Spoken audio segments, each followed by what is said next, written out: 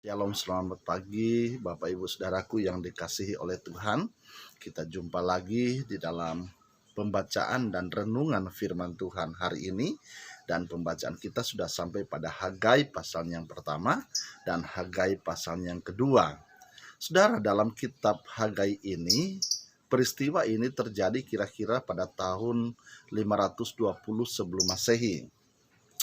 16 tahun sebelum peristiwa ini, Raja Kores memerintah agar orang-orang Yahudi kembali ke negaranya dari pembuangan di Babel untuk membangun Bait Allah. 2 tahun setelah pulang, mereka sudah meletakkan dasar atau fondasi dari Bait Allah itu sendiri. Nah, dalam perjalanannya saudara, tiba-tiba datanglah para perusuh. Datanglah orang-orang yang tidak suka, datanglah orang-orang yang tidak senang, sehingga pembangunan itu terhenti. Nah, sekarang sudah lewat 14 tahun, saudara. Mereka tetap membiarkan Bait Allah begitu saja. Artinya mereka tidak peduli dengan apa yang seharusnya mereka lakukan, saudara. Nah, apa sikap dari orang-orang Yahudi pada waktu itu? Yang pertama adalah mereka tidak membangun Bait Allah, tetapi masing-masing membangun rumahnya sendiri. Ya. Yang kedua, mereka tidak membangun Bait Allah karena menganggap belum waktunya. Nah, ini persoalan Bapak Ibu Saudara, ya. Entahkah Bait Allah itu dalam bentuk bangunan atau Bait Allah itu dalam bentuk diri kita atau hidup kita. Dan kedua-duanya ini harus menjadi prioritas, Saudara, ya. Karena Bait Allah dalam bentuk bangunan itu adalah tempat di mana Tuhan menyatakan dirinya dan berfirman kepada orang-orang percaya. Nah, Bait Allah dalam bentuk hidup kita ini juga memiliki arti dan nilai yang sama, saudara. Sehingga ini harus menjadi prioritas atau perhatian kita sebagai anak-anak Tuhan. Nah, apa yang terjadi, saudara, dalam perjalanan kehidupan orang-orang Yahudi, ya? Hagai pasal yang pertama, saudara, ayatnya yang ke-9 sampai 11 dikatakan begini. Kamu mengharapkan banyak tetapi hasilnya sedikit.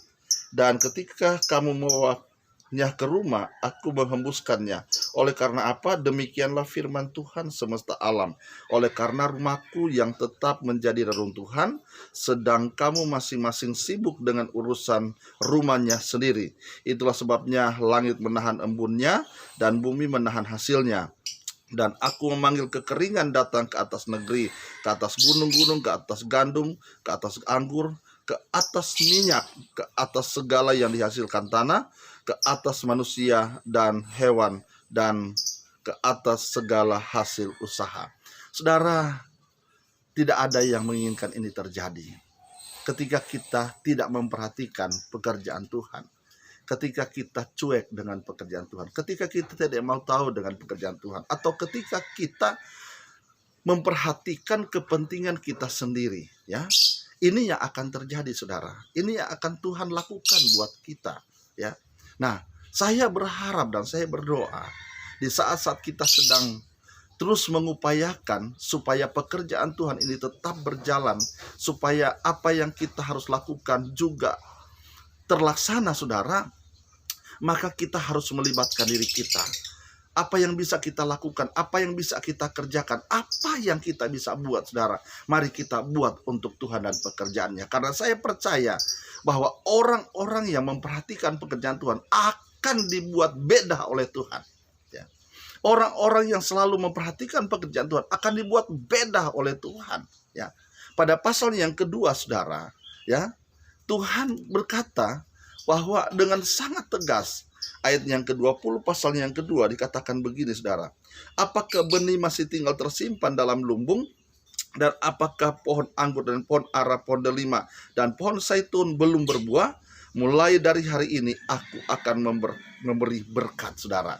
Saudara, Orang-orang Yahudi harus melihat hal ini. Orang-orang percaya pun harus melihat hal ini. Tuhan akan membuat perbedaan ketika ada orang yang betul-betul serius dengan pekerjaan Tuhan. Ketika ada orang-orang yang peduli terhadap pekerjaan Tuhan, Tuhan akan buat perbedaan. Kores dipakai oleh Tuhan, saudara. Ya, bagaimana dia dengan semangat, dengan giat untuk membangun bait Allah. Sementara juga ada orang peduli, ya, orang yang tidak peduli, orang yang cuek, orang yang tidak mau tahu dengan pekerjaan Tuhan. Ya, dan saya berdoa, saudara, kiranya Tuhan memberi berkat buat mereka yang peduli. Kiranya Tuhan memberi berkat kepada mereka yang mau tahu dengan pekerjaan Tuhan. Kiranya Tuhan memberi berkat. Kita melihat perbedaannya, saudara. Di dalam perikopnya katakan bahwa janji Tuhan kepada Zerubabel, ya, pada pasal yang kedua, bagian yang terakhir, pembangunan bait suci mendatangkan berkat, ya. Pembangunan bait suci mendatangkan berkat. Pembangunan rumah Tuhan mendatangkan berkat. Apakah itu rumah Tuhan dalam bentuk fisikal atau rumah Tuhan itu dalam bentuk rohani, saudara? Dua-duanya penting. Dua-duanya sangat dibutuhkan. Dua-duanya sangat diperlukan oleh orang-orang percaya. Nah, kita sebagai orang percaya juga harus melibatkan diri dan memberi hidup kita untuk melayani pekerjaan Tuhan. Saya percaya Tuhan akan memberi berkat kepada mereka yang peduli, yang mau tahu, yang serius dengan pekerjaan Tuhan. Tuhan Yesus memberkati. Haleluya. Mari kita berdoa. Tuhan, terima kasih buat pagi ini. Terima kasih buat firman-Mu. Engkau ingatkan kami untuk kami peduli terhadap pekerjaan Tuhan. Orang yang peduli terhadap pekerjaan Tuhan akan diberkati oleh Tuhan. Tuhan janji akan memberi berkat. Tuhan janji akan memberi apa yang kami butuhkan dan perlukan. Itulah sebabnya Tuhan, tolong kami, mampukan kami, agar kami menjadi pelaku firman, tidak menjadi pendengar saja. Terpujilah nama-Mu, berkati seluruh jemaat Tuhan di SPD Philadelphia Sukatani. Berkati anak-anak Tuhan juga yang mendengar dan menonton video ini. Di dalam nama Tuhan Yesus Kristus kami berdoa dan mengucap syukur buat semuanya ini. Haleluya. Amin.